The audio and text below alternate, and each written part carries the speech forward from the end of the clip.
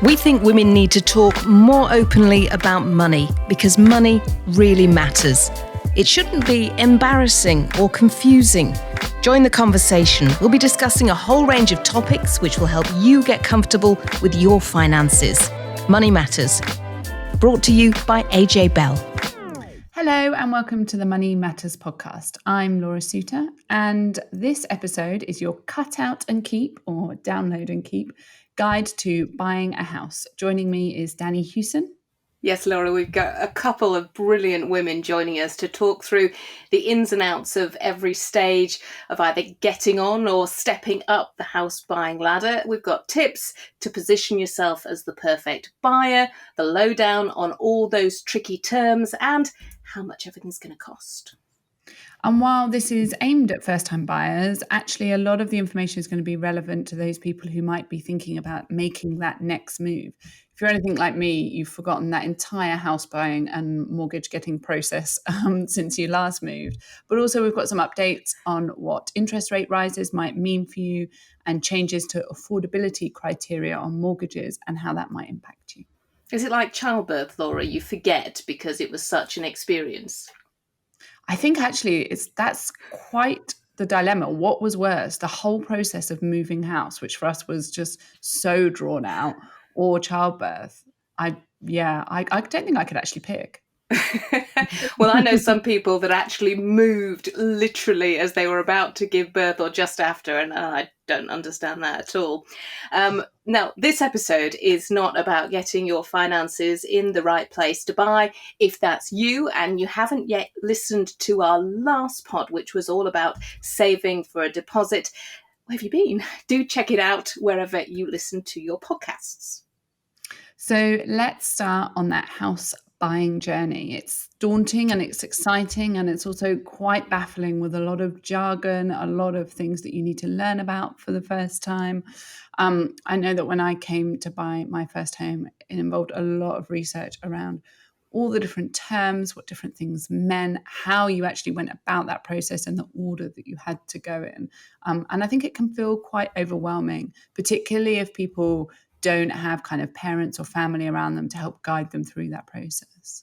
It doesn't surprise me that you did all your research. I'm afraid I was a bit of a wing it kind of girl, just, oh, well, it'll all happen. And it did. I was lucky because at the time we were able to get a 100% mortgage, which really helped. And I was buying in Huddersfield, and house prices, even now, are still much lower than where you are in London.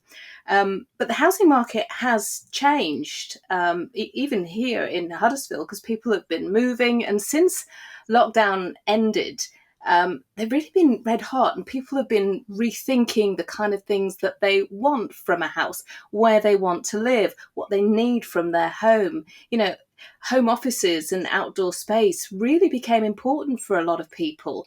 Other people I've spoken to moved because they wanted to be closer to family and friends, and they were able to, work from home for a significant part of their working week. And there was also, of course, the stamp duty holiday, which definitely added fuel to the fire. And then, lockdowns also meant that people weren't going on holiday. They weren't going anywhere really, and they were able to save much more than they had expected to. And that did mean that lots more people, particularly first-time buyers, suddenly found that they did have a deposit together much more quickly than they thought they might. But the other challenge for those first-time buyers has been kind of keeping up with those rampant house prices. And I think a lot of people trying to get on the ladder for the first time felt like they were saving enough money, but then house prices were leaping up ahead of what they could save. But there are definitely signs of that housing market cooling. So the latest figures that we had from Rightmove showed that the average asking price had dropped by £5,000. Now it's still at a slightly eye-watering £365,000 across the UK, but obviously that will vary dramatically region by region. But I think what we're starting to maybe see some early signs of is that market cooling and following some of the normal kind of seasonal patterns that we usually see in the housing market, but that we haven't seen for the past few years.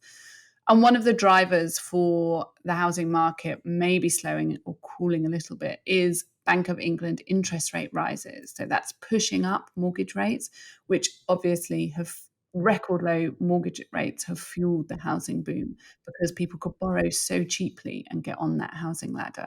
And because inflation is sticking around longer than expected, it's expected that there's more interest rate rises on the horizon.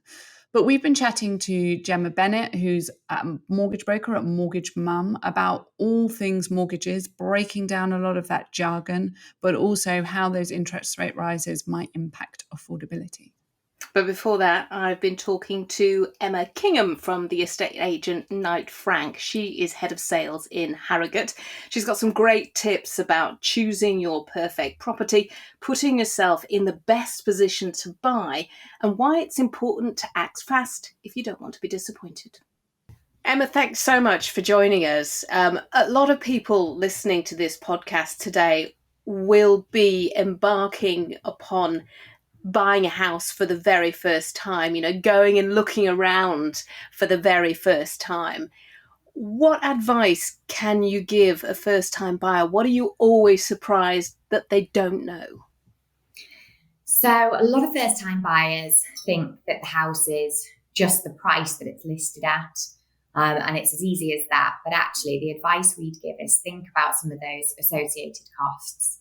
Think about the stamp duty and the solicitors and the mortgage advisors, because all of those things add up. And once you've budgeted for them, you can then really think about your budget for the house and make sure you get it spot on. But we'd say to a lot of the first-time buyers that register with Knight Frank, just be super open-minded. Make sure that you're not looking at ticking all 10 out of 10 boxes. If a house that you've fallen in love with ticks 7 or 8 of those, you can fix the other couple. And make sure that you are thinking what's truly right for you, lifestyle-wise as well. So houses can blow you away, but if they're a million miles from work and your friends, it might not work. So those costs, I guess, add up, do they? The costs that you've spoken about, stamp duty, solicitors' fees. They do.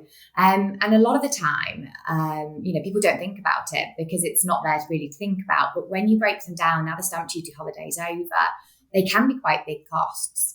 It can add up really between mortgage advisors, solicitors, stamp duty, anywhere to about £10,000 or more if you're a first-time buyer. And so taking that £10,000 out of a budget that you've saved really hard for to buy a house, you have to factor in. Otherwise, it's going to be a shock halfway down the line. And do people need to get all of those things in order? Things like a mortgage, should they have that in place? Do you require that before you show people around houses, for example? Yeah, so they should definitely get it in place. We don't require it because we will help people. So if they want to do something with us and they've saved and they need to do that next step, we'll help them with our finance. And we'll make sure someone gets in touch. But it is so much better if they can speak to a mortgage advisor first, understand the process, understand what they can truly borrow. They go interviewing houses then really knowledgeable and making sure that they're looking at the correct budget. So if I was doing it, I'd definitely do that bit first. And I guess if they've got things in place, that means that they're in a better position when they want to put in an offer, particularly because it's still super competitive. Oh, absolutely. It means that when they put in an offer and we say, how quickly can you show us your proof of funding? They can waive that mortgage in principle at us. And it's nice for us to be really confident to our sellers that they've got everything they need and they're more likely to get their offer accepted that way. And how quickly are these things happening? Because particularly with a first-time buyer, you might be a bit nervous, you want to take your time, but people sometimes just don't have time. They need to act quickly. Yeah, there's not much time to be had at the moment, or at least there hasn't been for the last 18 months. First-time buyer properties tend to have at least 10 viewings or more on them. So it means that when we're hosting those days of viewings and offers are coming in, really quick decisions are being made. And therefore, if a first-time buyer has all those things in order, they can make the decisions quicker. So we are telling people, don't hang about. Don't think you've got weeks to think about it. I know it's stressful and ask us anything you need, but decisions need to be made within a couple of days, really. And is that still the case? Because we've heard stories nationally about the housing market cooling. Obviously, we've seen interest rates rise. So is the market still hot? It's very hot here in Yorkshire. It's very resilient around Harrogate and the Yorkshire market. But yes, it has slowed down. So at the start of this year, we couldn't get things on quick enough before they were selling. And we are seeing now a slightly lower volume of buyers to each house, but it's still a really buoyant market. Lots of people moving back to Harrogate in Yorkshire. And therefore, a lot of people from out of area are keeping it really busy and buoyant. So it's great, but yes, it's tapering off slightly. Has what people look for in the house changed post-COVID? What are the things now that people are saying that they can't do without? Definitely. So a lot of people post-COVID want to be closer to family and friends. They want to make sure that they've got outside space. You know, in case of another lockdown, nobody wants to be cooped up without outside space. So that's really important. And houses that need work doing with bigger plots becoming more popular. A lot of people need home offices. They're working from home 3 or 4 days a week. And so Wi-Fi speed and internet speed is hot topic. We've started listing it to make sure people know exactly what they're working with, particularly in the villages. So a lot of things have changed. We've also found not just workers, but the older generation are wanting to make sure that their next move is moving closer to amenities. So that if something happens again, they're closer to local shops and transport links and they can walk in. So it's quite a big shift, really. And are people factoring in energy bills now as well in terms of, you know, the decision making of what size house that they buy, but also whether or not they can buy right now? Definitely. I think it's on everybody's mind, isn't it, at the moment? But we are seeing people that are upsizing in particular are really having to think it through with the energy costs, because it's not just as easy as it used to be. You upsize from a 3-bed to a 4 or 5. It's such a jump in those costs and the interest rates on the mortgage that the whole thing becomes an awful lot more. So yes, it's a big factor. And I would imagine shortly there'll probably be more downsizers than there will upsizers to allow for that. You work with an awful lot of buyers and sellers. Just in terms of buyers, particularly those first-time buyers, what do you think are the biggest do's and don'ts for you? For a first-time buyer, definite do's are make sure you register with all the agents, make sure you're looking on social media as well, because a lot of the agents will put pre-release houses on first before they hit online. Make sure that you've got all those finances in place. Be really friendly with the agents and make yourself known, and people won't forget to call you and tell you about hot new houses. Things that I definitely don't do is don't just think everything will come on Rightmove and hope for the best. You've got to talk to people, build those relationships, because sometimes we sell a house on a street next door but one wants to sell, and we think rather than put that online, we'll go back to all the buyers that missed out on that house next door but one, and we'll let them know about it quickly. And so it's really important to make sure you register with the agent. And, you know, it's definitely been a seller's market recently. Yeah. You know, there still don't seem to be enough houses out there to meet the needs of the buyers. I guess if things are cooling, that may change. But what are the biggest do's and don'ts for sellers as well? So for sellers, we always say make sure your house is in the order you want everybody to see it. So aesthetically, a lot of people decide to declutter and they make it look fantastic. They fix those jobs that they've not fixed for 5-10 years to make sure it looks perfect. But as well as that, more important than anything is making sure you've got all your paperwork. So we've sold some amazing houses recently, but if you don't have the correct paperwork for the extension you've had or a garage conversion you've had, it's going to come back to bite you. So if all of that's lined up with a solicitor, by the time you go to the market, you know you're going to have a success and it's not going to be a headache. What we are saying to a lot of our sellers at the moment, more so than ever, is think about that onward move. Because the market's really hot, if you get a buyer quickly, we need to know, are you thinking of going into rented? Are you thinking of moving on, or have you found something already? Because some people will go into rented now to make their chain free up, and then they can be a hot buyer on the next thing they want to buy. And is that really important, that ability to move quickly? It is. We find a lot of buyers will ask us as well. You know, they've been selling rented for months and they're fed up with themselves. They keep missing houses. And so if they're going to offer on something, they want to know how much longer they're going to be sat there waiting. And if we say, actually, our owner's moving into rented, or they're moving in with their daughter, something that allows them to be chain free, a buyer is more likely to give you a really good offer and be much quicker and motivated. And I suppose just finally, what do you think is going to happen over the next 6 to 12 months? If people are thinking about high prices, hoping they might come down, should they wait or not? Oh, it's $1 million question, isn't it? It really is. Over the next 6 months, I would imagine that supply and demand will really balance out, because we've seen for the best part of 2 years now that there have been very few houses and massive demand.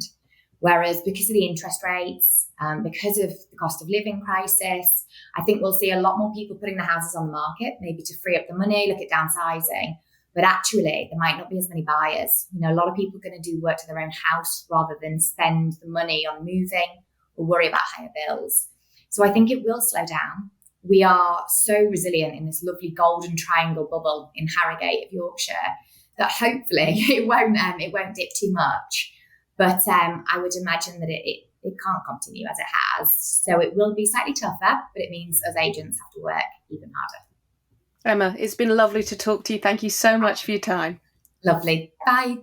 Emma Kingham from the estate agent Knight Frank. And Emma had some really good tips for first-time buyers, because it is quite a complicated and daunting process.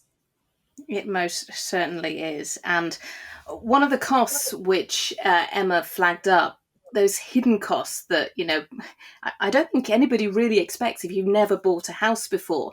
And that is stamp duty. And I think that is worth flagging up and just going through some of the numbers. Now, these numbers that we're going through now are if you've only got one home. If you're buying a second home, things are different, so do check. And also, this is if you are buying a house in England or Northern Ireland. Again, it's slightly different if you are buying in Scotland and Wales. But again, your solicitor will be able to help you through this. Now, if you're buying a house under £125,000, you won't have to pay any stamp duty. Happy days if you can find a house under £125,000, and there's a few and far between now. Between £125,000 and £250,000, you'll pay about 2%. Between £250,000 and £925,000, the average asking price at the moment is right in there, you'll be paying 5%. And then above that, I probably don't need to go in that, particularly if you're a first-time buyer, between 10 and 12%. So that means that if you paid that typical asking price that I talked about earlier of £365,000, you'd have to pay just over £3,250 in stamp duty. And crucially, you have to pay that within 14 days of completing on the property. The deadline used to be a bit longer, but now it means you need to have that money available straight away. But some good news for first-time buyers is that they pay a reduced stamp duty rate. So you pay no stamp duty on properties value up to £300,000. And then between £300,000 and £500,000, you will pay 5%. If you buy a property over £500,000, then you wouldn't be eligible for that discount. I mean, it's such a huge amount of cash to find. And all of this is happening when emotions are really running high, because when you're buying a house, you're buying a home. And if things go wrong, it can really feel overwhelming. But forearmed, definitely the way to go. So hopefully Emma has helped you get into a really good place in terms of buying. But in terms of a mortgage or getting an agreement in principle that Emma was talking about there, that is a whole other ballgame. Yes, mortgages is such a minefield to deal with. It's complicated for anyone, but particularly for first-time buyers who have never had to do anything in that market before. They've never had to buy that product. And there is also so much jargon in that industry. So we've drafted in an expert to demystify that jargon and hopefully answer all of the questions that you might have about mortgages. So joining us to do that is Gemma Bennett, who is a broker at Mortgage Mum. So, Gemma, let's start with the type of mortgage. Can you explain what repayment is versus interest only? Yes, so a mortgage has two elements to it. That's the amount you borrow, which is the capital, and the interest that the lender charges for that borrowing. So a repayment mortgage is where you're paying off instalments of the capital and the interest each month. So by the end of the mortgage, the whole thing is paid off. An interest-only mortgage is where you are just paying for the interest-only element each month, and the capital remains the same. So at the end of the mortgage, you'd still have to pay the capital loan back in a lump sum somehow. So perhaps that would be via an investment that's built up or through the sale of the property. Okay, and so then I think the only other type of mortgage that people might have heard of is an offset mortgage. What does that mean?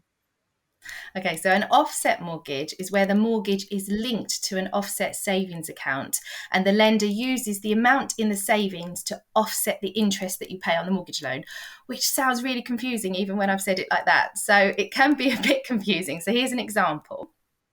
If you have a £200,000 mortgage and £25,000 in savings, you wouldn't pay interest on the whole 200,000 mortgage. Instead, you'd pay interest on £175,000 of that mortgage because the remaining 25,000 is in an offset savings pot. Okay, and so let's come to rates, because obviously that's the big thing with mortgages, how much interest you're going to actually pay. So can you explain what variable rate is versus fixed rate? Sure. A variable rate is set by the lender and it varies, hence the name. So that means it can go up or down throughout the life of the mortgage, and as a result, your monthly payments change. A fixed rate mortgage means that the rate quoted when you apply is fixed for a certain time, and that's usually 2 or 5 years. They're the most common ones. This means that your mortgage payments are the same each month for that time.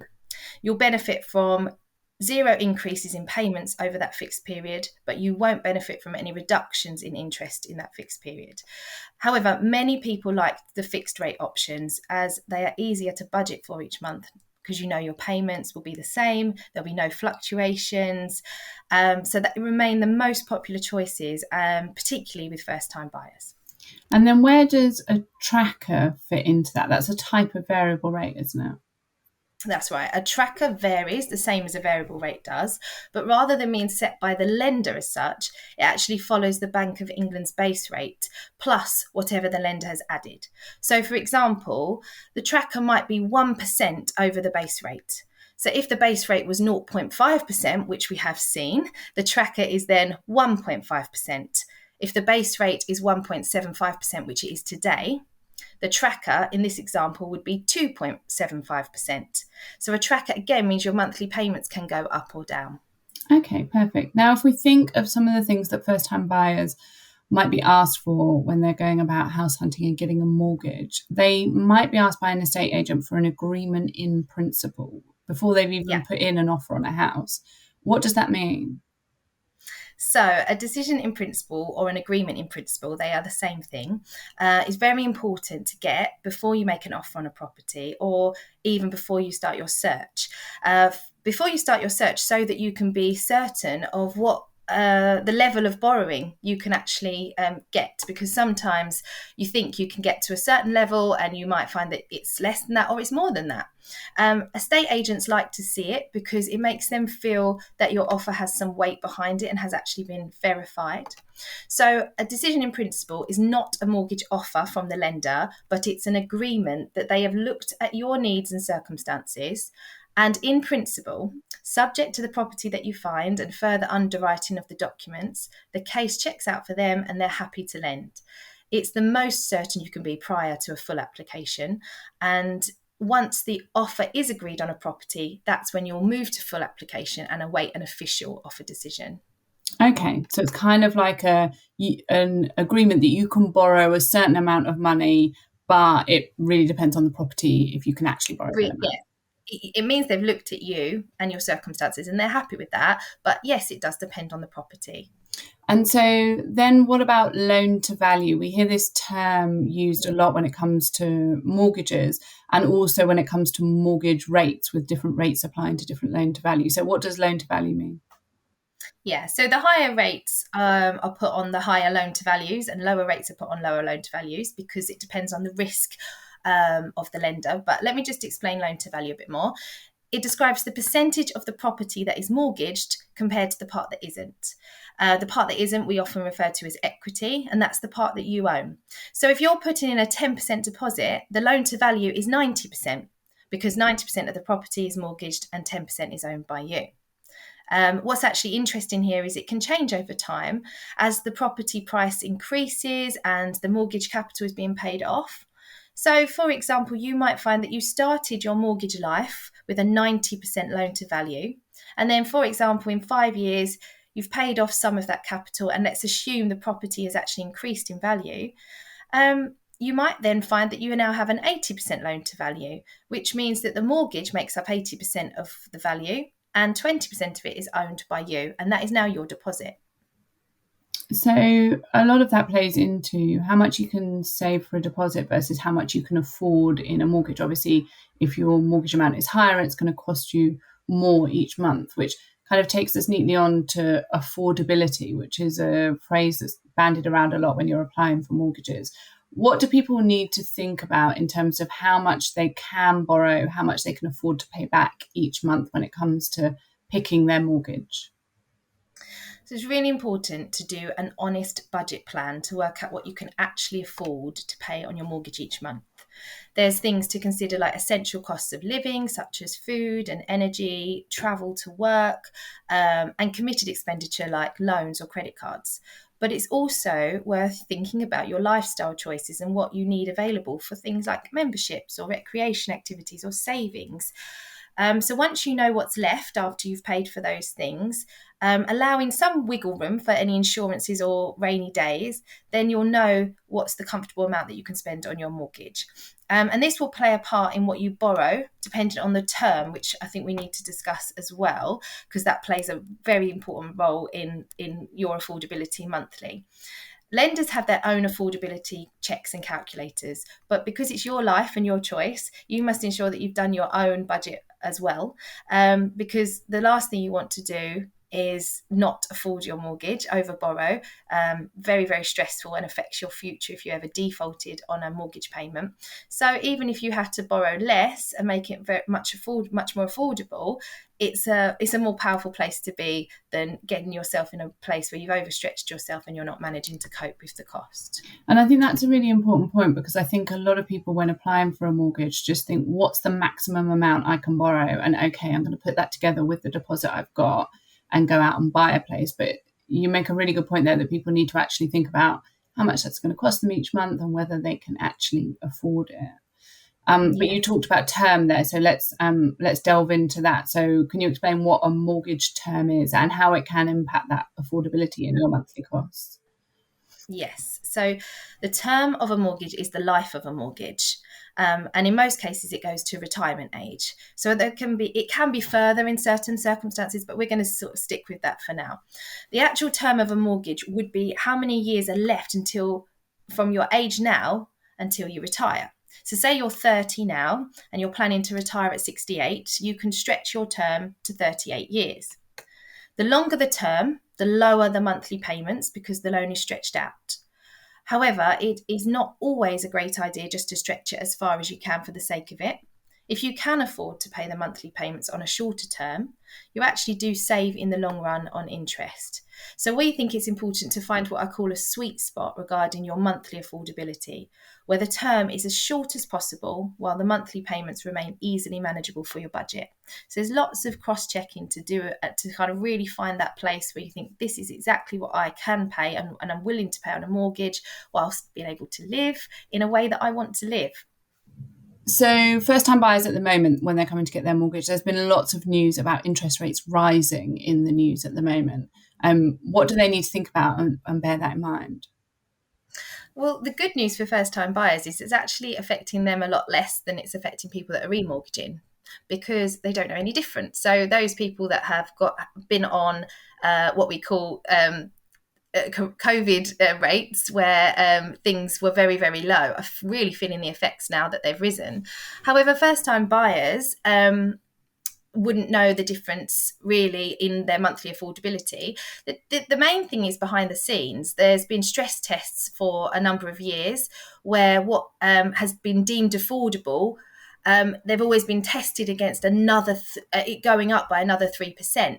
And that is how lenders were able to assess affordability. That has very recently been taken away as as something that has to happen. Lenders are still choosing their own stress tests. So it just affects how the lender feels about affordability and the rates in that respect and future affordability. But when it comes to what the first time buyer needs to think about is just making sure that there is enough wiggle room for rates to rise further if they do, which in all honesty the lender, and if you're working with a broker, will be doing anyway, as responsible lending. Okay. And now I remember when I got my first mortgage, there was so many different fees that I had to pay that I wasn't necessarily expecting, kind of wrapped up in the mortgage. So what kind of fees can people expect to pay, and what are they for? Sure. So normally there is a product fee. This can range, but an average is about £999, so nearly £1,000. Sometimes it's less, sometimes it's a little more. This is quite standard across the board, and it's a fee for that mortgage. These can be added to the loan generally, depending on the loan to value you're already at. So if you're looking for a 95% mortgage, you're not necessarily, and you're already at that 95%, you're not going to be able to add the product fee. So you do need to be aware that you'll have to pay that up front. If you do add it to the loan, it adds into the interest. So sometimes it is better to pay it up front. The valuation fee. Now, many lenders offer a free valuation, and that valuation is for the lender's purpose. It's to check that the property is of the value that you said it is, or we said it is, and that they're willing to lend on it. So they tend to give that one for free, but there are some lenders that charge a small fee for that. And then there's exit fees. So you start in your mortgage, but you've got to think about exiting it. And that fee doesn't come into play until right at the end of that mortgage. So it could be many years in when you finish that mortgage completely, or it might be when you remortgage. There is a admin exit fee. Okay. And then there's also an early repayment charge, isn't there? Probably not something that's massively on first-time buyers' horizon, but it's probably worth them being aware of it, isn't it? Really worth them being aware of it. An early repayment charge is a penalty charge for when you if you repaid the mortgage within the fixed rate period. So if you opted for 5 years, for example, and then in 3 years you were thinking, oh, we want to move on now, or want to I'm buying another property, actually there will be a penalty fee for that. To do that. And sometimes you think that's okay, I knew about that, and I can afford to do that, but sometimes it comes as a bit of a surprise, and it shouldn't, because they are in there, and it's worth really thinking about your future plans, because it's not worth fixing for 5 years. If actually you think you want to reassess your situation in 2 or 3, then perhaps you would fix for a smaller amount of time so that you don't have the early repayment charges to think about as well. And they can be quite hefty, can't they? They're not just kind of a £500 admin fee or whatever. No, they range between lenders. Many lenders kind of, as the years go on, that gets less and less. But there are lenders that say, something like 5% of the loan for 5 years, and you're talking, that's thousands of pounds. And so then, but you can overpay by a bit each year, can't you, with most mortgages? So Yes. How does that work? I get really geeky about overpayments, actually, because they can be quite exciting. You are generally allowed to overpay by 10% of the remaining balance of your loan. And if you work that out, that's actually quite a lot, usually a year, before you're even charged any early repayment charges. So making overpayments, even slight overpayments, so for example £100 a month, if you knew you could put that away on your mortgage extra each month, you can make a huge impact on the term, reducing the term, which reduces the interest overall. So it's actually, you can get quite excited about overpayments if you want to, because you're really taking control of paying off your mortgage quicker, and saving yourself money in the long run. And it's quite a good option, I guess, for people who maybe want to have a comfortable monthly mortgage amount, just in case they were to, interest rates were to shoot up, or they were to see their income drop. But it means that if they've picked that option, they could then also choose to overpay by a bit extra each month while they can afford to. Yeah, it can be a really good decision, like you say, to have a baseline, which is the mortgage repayment that you are contracted to make, and then knowing that actually it looks like I will have surplus and I will put that on the mortgage, but you don't feel you have to each month, because you might be paying for a holiday or something lovely like that over a quarter, and then you come back to your overpayments after that. So it's a good way of working your money to suit you. And then if we think about getting the actual mortgage itself, like a lot of financial things, you can pick two routes basically. You can choose the DIY route where you search around and you find the mortgage yourself and apply for it, or you can pay an expert to do that for you, so a mortgage broker like yourself, who hunts around and kind of takes on some of the task for you. Now, obviously, I know you're probably going to be a fan of using mortgage brokers, but if you can be as impartial as possible and explain the pros and cons of going down either route. Okay, I will try. So I would say that if you're using a broker, it's the same as using any expert in the field that they're working in. They are going to know some more background information and have a greater understanding of the market, the current market, and therefore have more efficiency with that. So, for example, a broker can really look into the criteria of each lender, which varies hugely. And so something as simple as overtime, different lenders deal with that differently, and a broker will know that information and have access to a range of lenders, so can work that all out with the market knowledge. Also understanding that your decision in principle that we talked about before really does mean something, because they've been able to cross-check all that criteria. So it's a way of knowing that you've got that expert in the background, looking across the market and understanding the full details of that. Going direct, there are direct deals that actually your bank offer you and don't offer brokers. And there's also, on the other hand, deals that are offered to brokers and not direct. And going direct, you can search around yourself and do that in your own time. Obviously, there is usually a broker fee, so you'll be doing it for free. And I guess that's one of the main selling points to that. But I've got to be honest, I think going through a broker just means you're going to get a lot more insight and efficiency. I thought you might say that. But in fairness, I've always used a broker, because even though I talk about money all day long, mortgages constantly baffle me. So I think it's easier. The market changes so much that until you're in it, you don't maybe realise quite how much. And, it's the same as if you were using a web designer. You can design your own websites. You can use a web designer. I'm sure for basic needs, they'd both work, but there's certain times in many industries where an expert is needed, or is just going to offer that edge to what you're after. Thank you so much for explaining all of those terms. I think that's going to be so useful for first-time buyers, or even people coming to remortgage that have spent a long time since they last remortgaged and have forgotten all of this useful information. So thanks for that. You're welcome. Thank you very much for asking.